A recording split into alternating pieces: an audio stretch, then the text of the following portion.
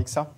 Oui, on ne pourra pas requalifier un refus d'obtempérer en crime. Par contre, ce qu'on peut qualifier à chaque fois, c'est que lorsque le refus d'obtempérer touche un policier, c'est qu'il y a une tentative d'homicide volontaire ou involontaire à minima. Et donc, dans ce cas-là, ce serait un crime sur ce deuxième point. Je pense que ce qui est essentiel, c'est de comprendre ce qui est en train de se passer. Ce qu'a montré notamment le rapport de la CIA, qui a analysé toutes les sociétés occidentales, c'est que les sociétés occidentales, depuis une vingtaine, trentaine d'années, sont marquées par une radicalité. C'est-à-dire que les gens deviennent de plus en plus radicaux. La crise sanitaire dont laquelle nous avons été victimes, plus la question du confinement, a accentué cette question de radicalité. Donc ça, c'est pour poser le cadre global. Ensuite, vous avez un cadre spécifique français. Un premier point, c'est que depuis mai 68, on a contesté, on a attaqué toute forme d'autorité de l'État. C'est-à-dire qu'on a voulu, notamment, il était interdit d'interdire, ou je ne sais plus quel était le slogan, mais en tout cas, on a voulu attaquer tout ce qui était sacré, donc on a désacralisé toutes les formes d'autorité. Vous avez parlé de la police, vous avez parlé également des questions de classe, donc des enseignants, des questions des élus politiques, etc. Donc en fait, c'est toutes les formes d'autorité qui ont été attaquées. Le troisième point, c'est que c'est la question d'un combat culturel. Vous avez certaines formations politiques qui disent que la police tue, et en fait, on a inversé les rôles. C'est-à-dire que maintenant, désormais, on ne doit plus avoir peur du gendarme, mais désormais, ce sont les gendarmes qui ont peur d'intervenir, dans la mesure où s'ils blessent quelqu'un, vous aurez des élus qui diront tentative d'assassinat, il faut mettre un terme à la carrière du policier. Ensuite, après, on va diffuser la photo de leurs enfants. Où est-ce qu'ils sont scolarisés? C'est maintenant les policiers qui vivent sous la peur, dans la mesure où s'ils interviennent, et si par cas il y a une erreur, ils vont être victimes d'une enquête. Éventuellement, ils vont perdre leur carrière, ils vont perdre leur job, et en plus, ils vont être mis sur la place publique en disant que ce sont des criminels, alors que tout ce qu'ils ont voulu faire, c'était protéger la sécurité des Français. Donc je pense que ce qu'on doit faire de façon opérationnelle, c'est changer et gagner le combat culturel pour renverser le paradigme sur lequel nous avons été victimes depuis une cinquantaine d'années. Ensuite, une fois que vous avez fait ça, une fois que vous avez changé le combat culturel, en fait, tout ira implicitement. C'est-à-dire que les juges seront obligés d'appliquer les peines dans la mesure où ce sera la volonté du peuple français, parce qu'il ne faut pas oublier que la justice est rendue au nom du peuple français. Assez évidente. Il y a une réponse juridique et une réponse politique. La réponse juridique, c'est qu'en fait, le Conseil d'État applique des principes, notamment les principes nationaux, mais surtout les principes supranationaux, notamment les principes de l'Union européenne et de la Convention européenne des droits de l'homme, dont il y a un article sur le respect de la vie privée qui engage notamment la France, parce que les règles de la Convention européenne des droits de l'homme sont supérieures au droit national. Donc c'est pour ça que le tribunal administratif prend ce type de décision. Maintenant, il y a une réponse qui est politique. C'est que la France, et même Gérald Darmanin, lorsque les politiques font preuve d'une volonté politique, sont enfermés dans un carcan, un triple carcan, un carcan administratif, un carcan législatif et un carcan qui est idéologique. Un carcan administratif dans la mesure où les propres administrations françaises en fait sont bloquées dans la mesure où il y a des règles, etc. Et donc à la fin ils se découragent pour ne pas appliquer ces règles parce que ce serait trop compliqué d'appliquer un cas d'espèce. Il y a un carcan législatif, c'est-à-dire que la France est enfermée dans différentes règles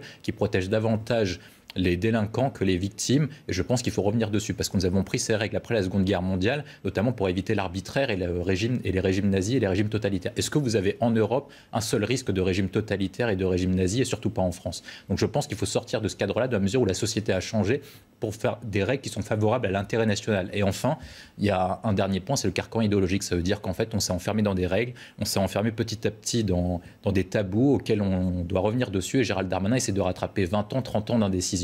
Et je pense que ça va être très compliqué de mettre ça en place en un an.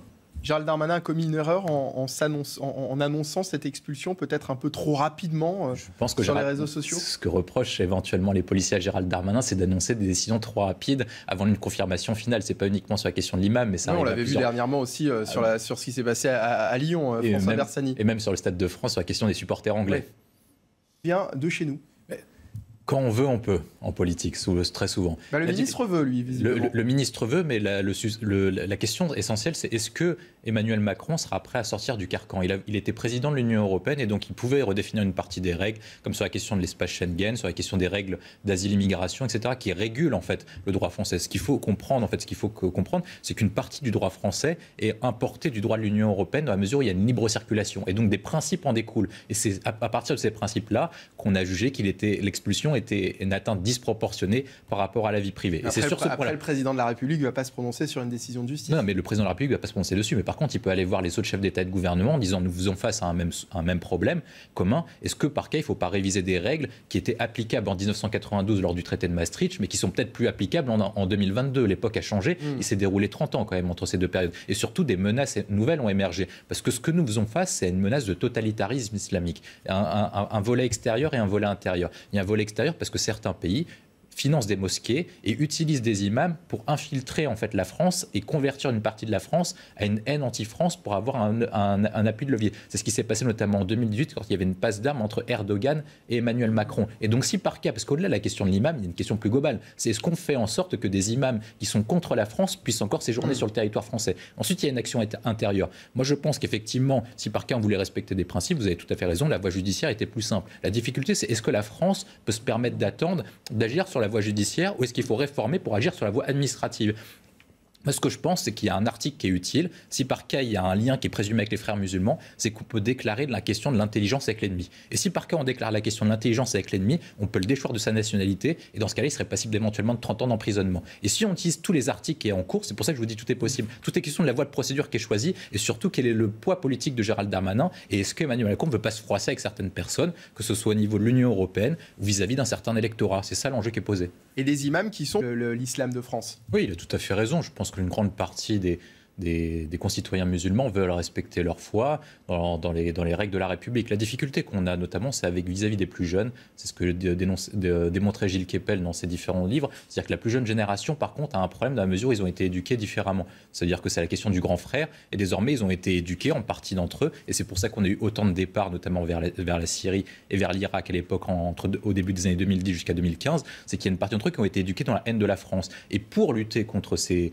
éducateurs et ces grands frères, en fait, il faut faire la liste de tous les imams qui sont anti-républicains et anti-français pour pouvoir les expulser. C'est ce que je dénonçais tout à l'heure dans la question du totalitarisme islamique. C'est-à-dire que les pays étrangers, la Turquie, certains pays du Maghreb, même si ça se passe mieux maintenant, ont fait de l'entrisme en France. Il y a même les pays du Golfe, l'Arabie Saoudite, etc., même si nos rapports diplomatiques ont changé avec eux, qu'on fait de l'entrisme en finançant des mosquées et qui tiennent un type de discours qui ne respecte pas nos convictions et nos intérêts. Et je pense que c'est ça la question essentielle. Sur ce deuxième point, sur comment on fait pour reprendre la main, je pense qu'il faut lister. Il faut se dire que François Hollande, après les attentats du 13 novembre 2015, avait réussi à faire, entre 3 000 et 4 000 perquisitions administratives pour déloger ces personnes-là et pour les expulser le cas échéant. Si François Hollande a pu le faire, même si c'était en situation de crise, pourquoi est-ce que nous ne pourrions pas le faire aujourd'hui ? Je pense que c'est une question essentielle si par cas on veut que les jeunes des quartiers puissent grandir avec l'éducation républicaine et méritocratique. Sinon, on perdra une génération complète.